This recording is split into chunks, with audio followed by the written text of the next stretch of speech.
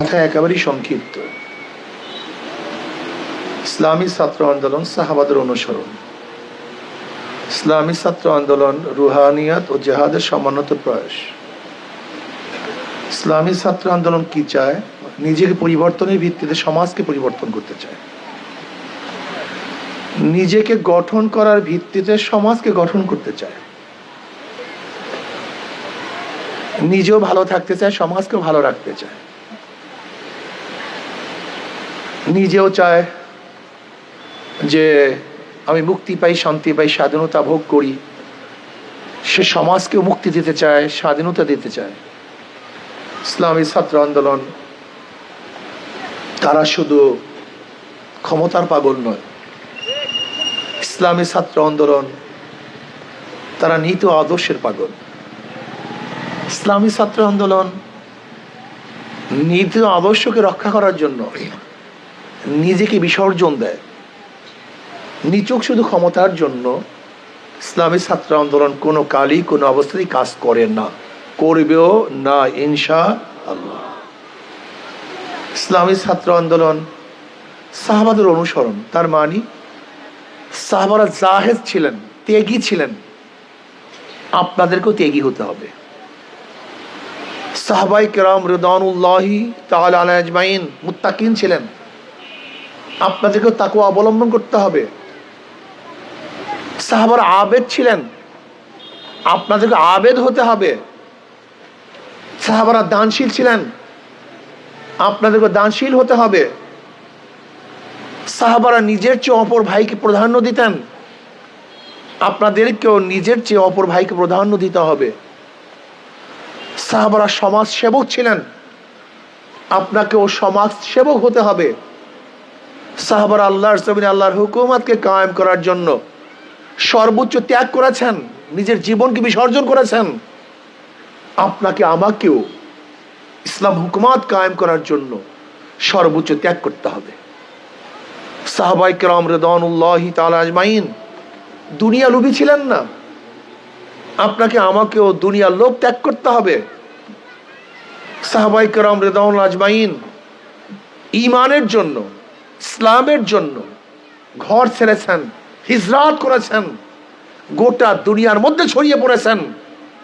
আপনাকে আমাকেও ঈমানের তাগিদে হিজরত করতে হবে, প্রয়োজনে দেশ ত্যাগ করতে হবে, ঘর ছাড়তে হবে, বাড়ি ছাড়তে হবে, সবকে উজাড় করে দিতে হবে ইসলামের জন্য। আপনি কি দেখেননি লালমনিরহাট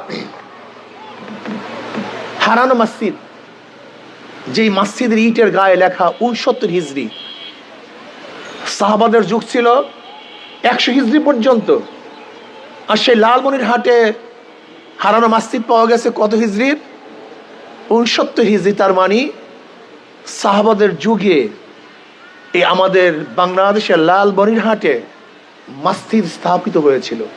আপনি চিন্তা করেছেন?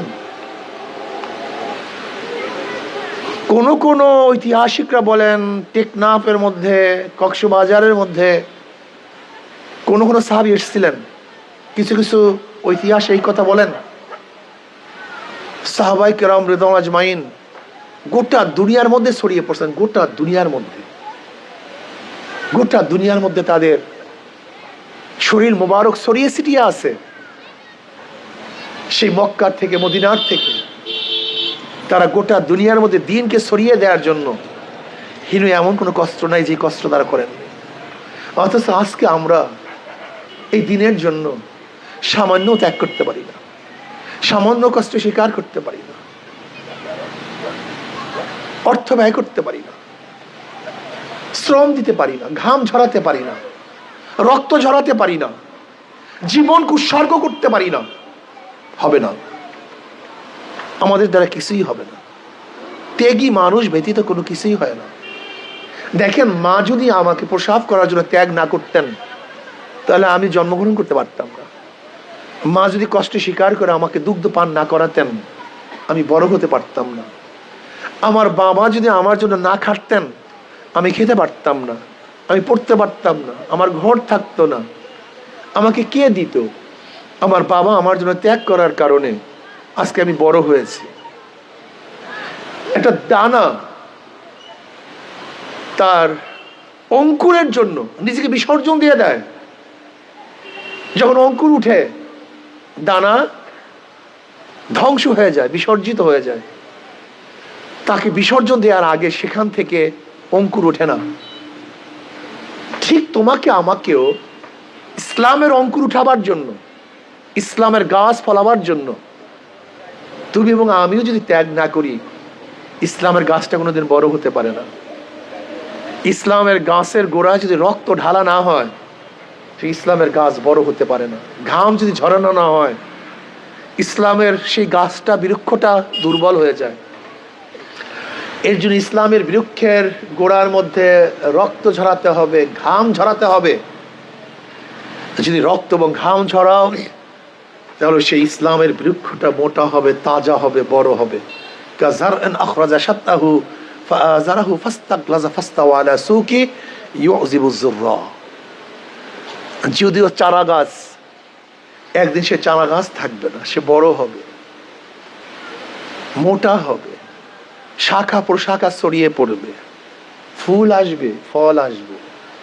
মানুষ সেই গাছের ছায়াতল আশ্রয় গ্রহণ করবে, সেই গাছের ফল ভক্ষণ করবে, মানুষ উপকৃত হবে। ঠিক আজকেও যদি ইসলামী ছাত্র আন্দোলন ছোট একটা বৃক্ষ, আমি বিশ্বাস করি এই চারা গাছ থাকবে না, সে একদিন বড় হবে, তার ডাল পালা ছড়িয়ে পড়বে, তার থেকে ফুল হবে, ফল হবে, ইসলাম হুকুমত কায়েম হবে ইনশাআল্লাহ। এই জন্য সর্বোচ্চ ত্যাগ করতে হবে। ত্যাগ, দেখেন গোটা দুনিয়ার মধ্যে ভোগী মানুষের অস্তিত্ব থাকে না, ভোগী মানুষের নামও কেউ নেয় না। কিন্তু যারা ত্যাগী তাদের নাম সমস্ত মানুষ নেয়। তারা ইতিহাস রচনা করে, তারাই সমাজকে কিছু দিতে পারে। যারা ভোগী তারা কিছুই করতে পারে না। খাসরাত দুনিয়া ওয়াল আখিরা, ভোগীদের দুনিয়াও বরবাদ, আখিরাতও বরবাদ। কিন্তু যারা ত্যাগী, দেখেন সাহাবায়ে কেরাম রাদিয়াল্লাহু আজমাইনদের মধ্যে যারা ত্যাগী ছিলেন তাদের নাম আমরা সব সময় স্মরণ করি। গোটা দুনিয়ার মধ্যে যারা ত্যাগী ছিলেন তাদের নাম আমরা স্মরণ করি। যারা দায়ীরা সবচেয়ে বেশি ত্যাগী ছিলেন তাদের নাম আমরা স্মরণ করি। ত্যাগীদের দাম সবচেয়ে বেশি। আমি ছাত্র বন্ধুদেরকে বলবো, বাবাদেরকে বলবো, ত্যাগী হন, ত্যাগী হন, ত্যাগী হন। ত্যাগ সবচেয়ে দামি। যে ত্যাগী হয় সেই কিছু করতে পারে, যে ত্যাগী হয় না সে কিছুই করতে পারে না। এর জন্য ত্যাগী হতে হবে। বিল্ডিং হয়, কিছু ইট জমিনের মধ্যে চলে যায়। এখন সমস্ত ইটগুলি যদি বলে আমি উপরে থাকবো, সবাই আমাকে দেখবে, আনন্দিত হবে, খুশি হবে, বলেন তো সমস্ত ইট যদি উপরে থাকতে চায় তাহলে কোনোদিন কি বিল্ডিং নির্মাণ হবে? কোনোদিন হবে না। কিছু ইটকে চিরতরের জন্য মাটির নিচে চলে যেতে হবে, যাদেরকে কেউ কোনোদিন দেখবে না, তাদের বুকের উপরে ভিত্তি করে বিশাল ইমারত হবে।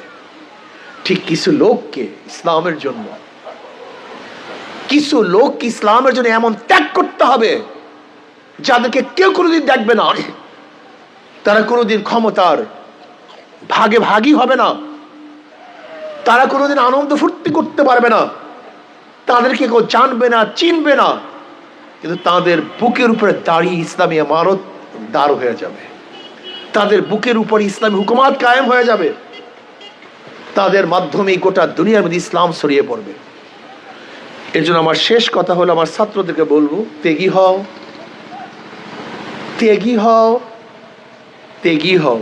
রুহানিয়ত ও জিহাদের সমন্বিত প্রয়াস। রুহানিয়তকে শক্তিশালী করো। রুহানিয়ত ব্যতীত শুধু জিহাদ, এটা সন্ত্রাস। আর জিহাদ ব্যতীত শুধু রুহানিয়ত, এটা সন্ন্যাসী জিন্দেগি। বরং রুহানিয়ত ও জিহাদের সমন্বিত প্রয়াস হলো ইসলামী জিন্দেগি।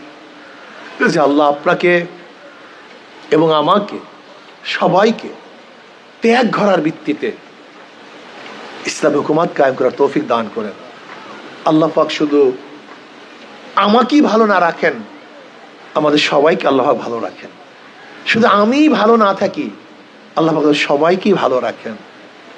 শুধু আমি স্বাধীনতা ভোগ না করি, সবাই যেন স্বাধীনতা ভোগ করতে পারে। ইনশাল্লাহ আমি ইসলামী ছাত্র আন্দোলন চরমনাই কওমি শাখাকে বলবো, ত্যাগী হও, ভোগী না হও, ইসলামের জন্য সর্বোচ্চ ত্যাগ করার চেষ্টা করো। আল্লাহ আমাকেও ত্যাগ করার তৌফিক দান করেন, আমাদের সবাইকে ত্যাগ করার তৌফিক দান করেন। ওমা আলাইনা ইল্লাল বালাগ।